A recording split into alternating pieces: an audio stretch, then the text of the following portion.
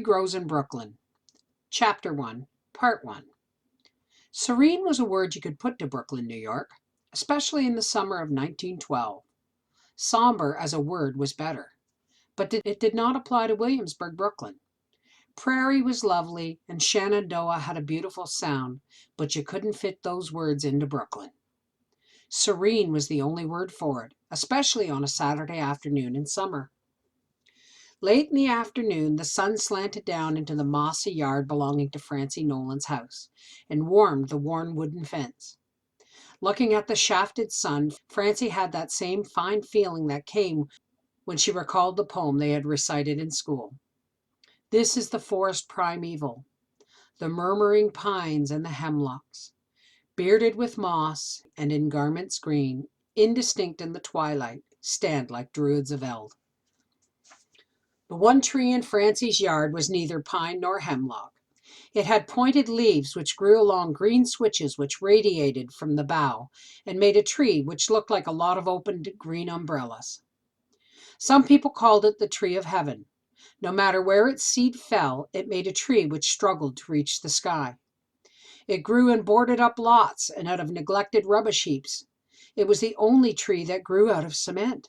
It grew lushly, but only in the tenement districts. You took a walk on a Sunday afternoon and came into a nice neighborhood, very refined. You saw a small one of these trees through the iron grate leading into someone's yard, and you knew that soon that section of Brooklyn would get to be a tenement district. The tree knew. It came there first. Afterwards, poor foreigners seeped in, and the quiet old brownstone houses were hacked up into flats. Feather beds were pushed out onto windowsills to air, and the tree of heaven flourished. That was the kind of tree it was. It liked poor people. That was the kind of tree in Francie's yard. Its umbrellas curled over, around and under her third-floor fire escape. An 11-year-old girl sitting on this fire escape could imagine that she was living in a tree. That's what Francie imagined every Saturday afternoon in summer. Oh, what a wonderful day was Saturday in Brooklyn. Oh, how wonderful anywhere. People were paid on Saturday, and it was a holiday without the rigidness of Sunday. People had money to go out and buy things. They ate well for once, got drunk, had dates, made love, and stayed up until all hours singing and playing music, fighting and dancing because the morrow was their own free day. They could sleep late, until late Mass anyhow. On Sunday, most people crowded into the 11 o'clock Mass, while some people, a few, went to 6 o'clock early Mass.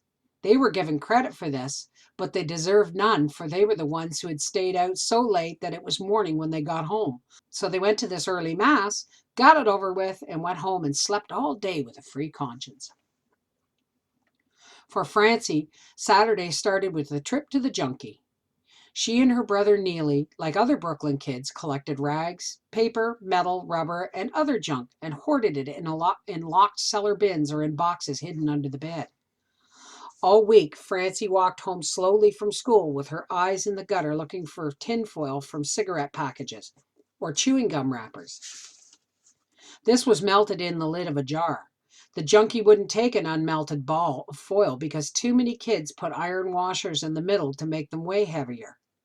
Sometimes Neely found a seltzer bottle. Francie helped him break the top off and melt it down for lead.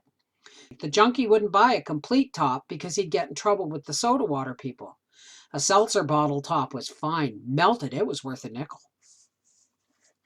Francie and Neely went down into the cellar each evening and emptied the dumbwaiter shelves of the day's accumulated trash. They owned this privilege because Francie's mother was the janitress. They looted the shelves for paper, rags, and deposit bottles. Paper wasn't worth much. They only got a penny for 10 pounds. Rags brought 2 cents a pound, and iron 4. Copper was good, 10 cents a pound. Sometimes Francie came across a bonanza, the bottom of a discarded wash boiler. She got it off with a can opener, folded it, pounded it, folded it, and pounded it again. Soon after 9 o'clock of a Saturday morning, kids began spraying out of the side streets to Manhattan Avenue, the main thoroughfare. They made their slow way up the avenue to Shoals Street. Some carried their junk in their arms. Others had wagons made out of wooden soap boxes with solid wooden wheels. A few pushed loaded baby buggies.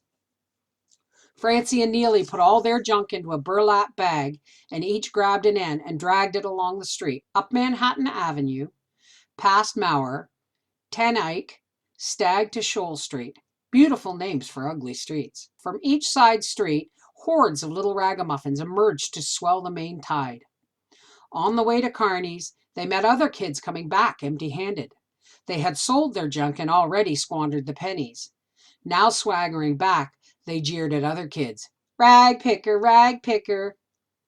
Francie's face burned at the name. No comfort knowing that the taunters were rag pickers too. No matter that her brother would straggle back empty-handed with his gang and taunt latecomers the same way. Francie felt ashamed. Kearney plied his junk business in a tumble-down stable.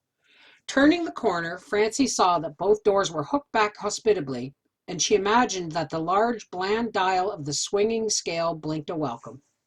She saw Kearney, with his rusty hair, rusty mustache, and rusty eyes, presiding at the scale.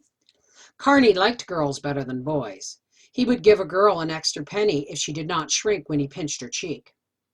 Because of the possibility of this bonus, Neely stepped aside and let Francie drag the bag into the stable. Kearney jumped forward, dumped the contents of the bag on the floor, and took a preliminary pinch out of her cheek. While he piled the stuff on the scale, Francie blinked, adjusting her eyes to the darkness, and was aware of the mossy air and the odor of wetted rags. Kearney slewed his eyes at the dial and spoke 2 words, his offer. Francie knew that no dickering was permitted. She nodded yes, and Kearney flipped the junk off and made her wait while he piled the paper and in one corner, threw the rags in another, and sorted out the metals.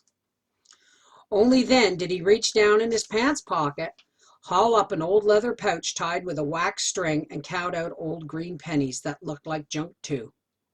As she whispered, "Thank you," Kearney fixed a rusty junk look on her and pinched her cheek hard. She stood her ground. He smiled and added an extra penny.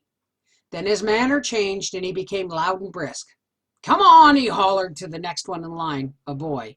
"Get the lead out." He timed the laugh. "And I don't mean the junk." The children laughed dutifully. The laughter sounded like the bleating of lost little lambs, but Kearney seemed satisfied. Francie went out to report to her brother. "He gave me 16 cents and a pinchin' penny." "That's your penny," he said, according to an old agreement. She put the penny in her dress pocket and turned the rest of the money over to him. Neely was 10, a year younger than Francie, but he was the boy. He handled the money. He divided the pennies carefully. 8 cents for the bank. That was the rule. Half of any money they got from anywhere went into the tin can bank. That was nailed to the floor in the darkest corner of the closet. And 4 cents for you and 4 cents for me. Francie knotted the bank money in her handkerchief. She looked at her own 5 pennies, realizing happily that they could be changed into a whole nickel. Neely rolled up the burlap bag, tucked it under his arm, and pushed his way into Cheap Charlie's with Francie right behind him. Cheap Charlie's was the penny candy store next to Kearney's, which catered to the junk trade. At the end of a Saturday, its cash box was filled with greenish pennies. But by an unwritten law, it was a boys' store, so Francie did not go all the way in. She stood in the doorway. The boys from 8 to 14 years of age looked alike in straggling knickerbockers and broken peaked caps. They stood around, hands in pockets and thin shoulders hunched forward tensely. They would grow up looking like that, standing the same way in other hangouts. The only difference would be the cigarettes seemingly permanently fastened between their lips, rising and falling in accent as they spoke. Now the boys churned about nervously, their thin faces turning from Charlie to each other and back to Charlie again.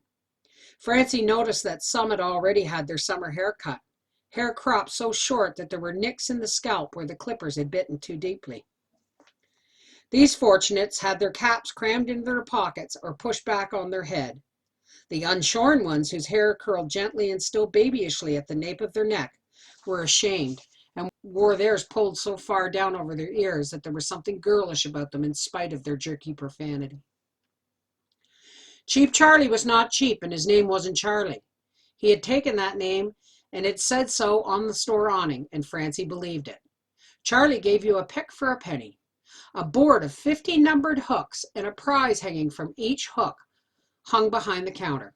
There were a few fine prizes: roller skates, a catcher's mitt, a doll with real hair, and so on.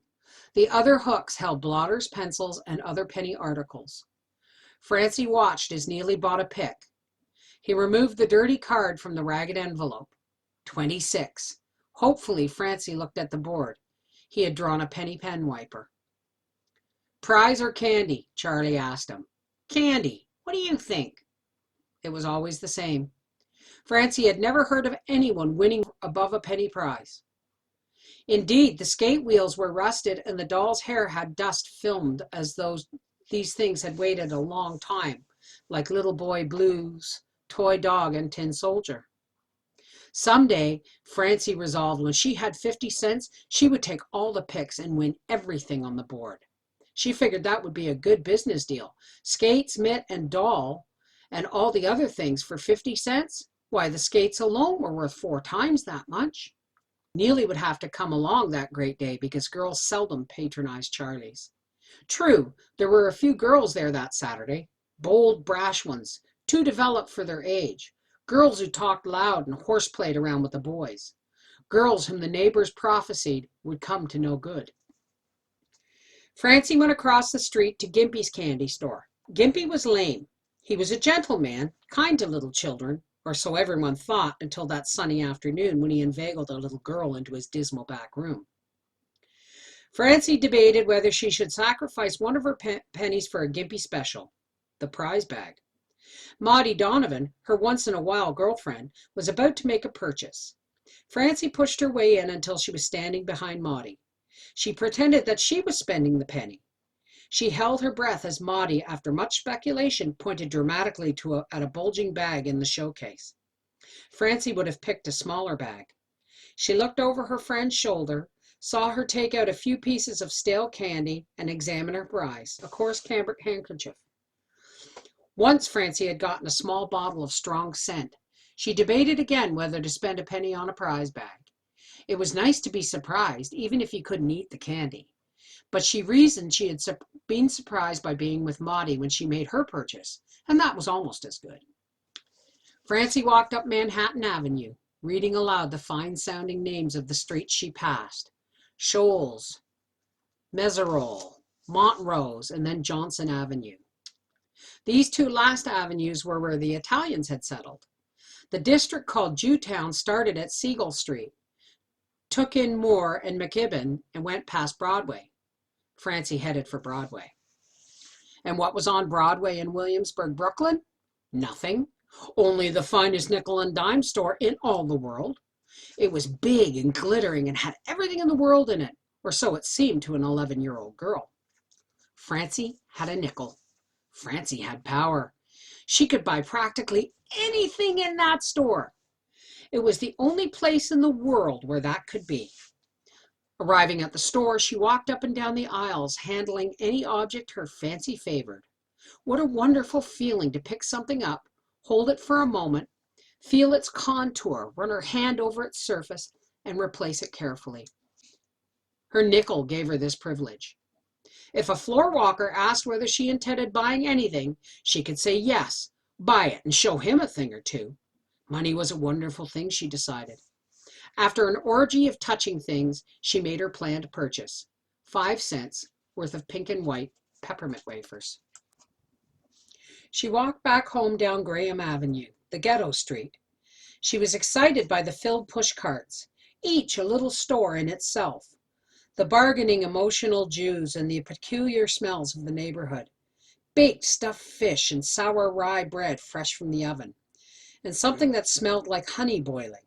She stared at the bearded men in their alpaca skull caps and silk-a-line coats and wondered what made their eyes so small and fierce. She looked into the tiny hole-in-the-wall shops, smelled the dress fabrics arranged in disorder on tables.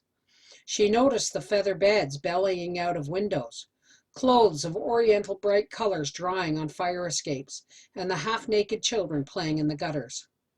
A woman big with child sat patiently at the curb in a stiff wooden chair. She sat in the hot sunshine watching the life on the street and guarding within herself her own mystery of life. Francie remembered her surprise that time when Mama told her that Jesus was a Jew.